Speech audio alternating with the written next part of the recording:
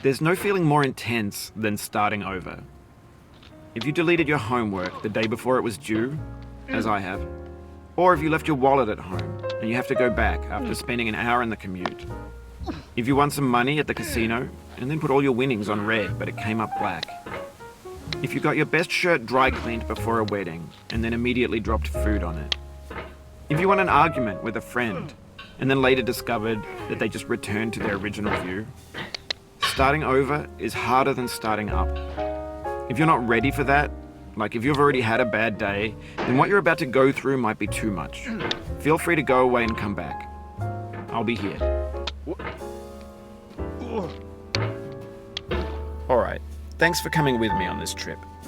I'll understand if you have to take a break at any point. Just find a safe place to stop and quit the game. And don't worry, I'll save your progress, always, even your mistakes. This game is a homage to a free game that came out in 2002 titled Sexy Hiking. The author of that game was Jazuo, a mysterious Czech designer who was known at the time as the father of B games. And B games are rough assemblages of found objects. Designers slap them together very quickly and freely, and they're often too rough and unfriendly to gain much of a following. They're built more for the joy of building them than as polished products.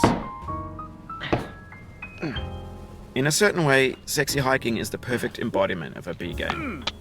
It's built almost entirely out of found and recycled parts, and it's one of the most unusual and unfriendly games of its time. In it, your task is simply to drag yourself up a mountain with a hammer. And that act of climbing, in the digital world or in real life, has certain essential properties that give the game its flavor. No amount of forward progress is guaranteed. Some cliffs are too sheer or too slippery. And the player is constantly, unremittingly in danger of falling and losing everything. Anyway, when you start Sexy Hiking, you're standing next to this dead tree that blocks the way to the entire rest of the game. It might take you an hour to get over that tree, and a lot of people never got past it. You prod and you poke at it, exploring the limits of your reach and your strength, trying to find a way up and over. And there's a sense of truth in that lack of compromise. Most obstacles in video game worlds are fake. You can be completely confident in your ability to get through them once you have the correct method or the correct equipment or just by spending enough time. In that sense, every pixelated obstacle in Sexy Hiking is real. The obstacles in Sexy Hiking are unyielding, and that makes the game uniquely frustrating. But I'm not sure Jazuo intended to make a frustrating game. The frustration is just essential to the act of climbing, and it's authentic to the process of building a game about climbing. A funny thing happened to me as I was building this mountain. I'd have an idea for a new obstacle, and I'd build it, test it, and it would usually turn out to be unreasonably hard. But I couldn't bring myself to make it easier. It already felt like my inability to get past the new obstacle was my fault as a player rather than as a builder. Imaginary mountains build themselves from our efforts to climb them, and it's our repeated attempts to reach the summit that turns those mountains into something real.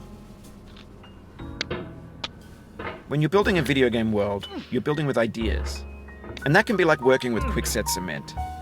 You mold your ideas into a certain shape that can be played with, and in the process of playing with them, they begin to harden and set until they're immutable, like rock.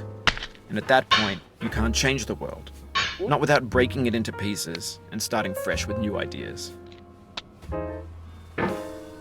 For years now, people have been predicting that games would soon be made out of prefabricated objects, bought in a store and assembled into a world. And for the most part, that hasn't happened, because the objects in the stores are trash. I don't mean they look bad or that they're badly made, although a lot of them are. I mean they're trash in the way that food becomes trash as soon as you put it in the sink. Things are made to be consumed and used in a certain context, and once the moment is gone, they transform into garbage. In the context of technology, those moments pass by in seconds. Over time, we've poured more and more refuse into this vast digital landfill that we call the internet. It now vastly outnumbers and outweighs the things that are fresh and untainted and unused. When everything around us is cultural trash, trash becomes the new medium, the lingua franca of the digital age. And you can build culture out of trash. But only trash culture. B games, B movies, B music, B philosophy. Maybe this is what digital culture is. A monstrous mountain of trash, the ash heap of creativity's fountain. A landfill with everything we ever thought of in it. Grand, infinite, and unsorted. There's 3D models of breakfast, Gen X's fanfic novels, scan magazines, green screen Shia LaBeouf, banned snuff scenes on LiveLeak. Facebook's got lifelike bots with unbranded adverts and candid shots of Kanye and Taylor Swift mashups, car crash epic failed GIFs, Russian dashcam vids, discussions of McRibs, discarded, forgotten, unrecycled, muddled, rotten, untitled. Everything's fresh for about 6 seconds, until some newer thing beckons, and we hit refresh. And there's years of persevering, disappearing into the pile, out of style, out of sight. In this context, it's tempting to make friendly content that's gentle, that lets you churn through it but not earn it. Why make something demanding if it just gets piled up in the landfill, filed in with the bland things? When games were new, they wanted a lot from you. Daunting you, taunting you, resetting and delaying you. Players played stoically. Now everyone's turned off by that. They want to burn through it quickly. A quick fix for the fickle, some tricks for the clicks of the feckless. But that's not you, you're an acrobat. You could swallow a baseball bat. Now I know, most likely you're watching this on YouTube or Twitch, while some dude with 10 million views does it for you. Like a baby bird being fed chewed up food. That's culture too. But on the off chance that you're playing this, what I'm saying is, trash is disposable, but maybe it doesn't have to be approachable. What's the feeling like? Are you stressed? I guess you don't hate it if you got this far, feeling frustrated. It's underrated. An orange is sweet, juicy fruit locked inside a bitter peel. That's not how I feel about a challenge. I only want the bitterness. It's coffee. It's grapefruit. It's licorice. It feels like we're closer now. Composer and climber, designer and user. You could have refused, but you didn't. There was something in you that was hidden, that chose to continue. It means a lot to me that you've come this far, endured this much.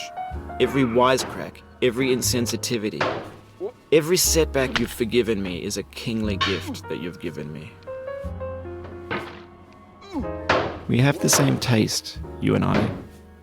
It's not ambition, it's ambition's opposite. An obdurate mission to taste defeat. You'll feel bad if you win, so I put this snake in for you. Have you thought about who you are in this? Are you the man in the pot, Diogenes? Are you his hand? Are you the top of his hammer? I think not. Where your hand moves, the hammer may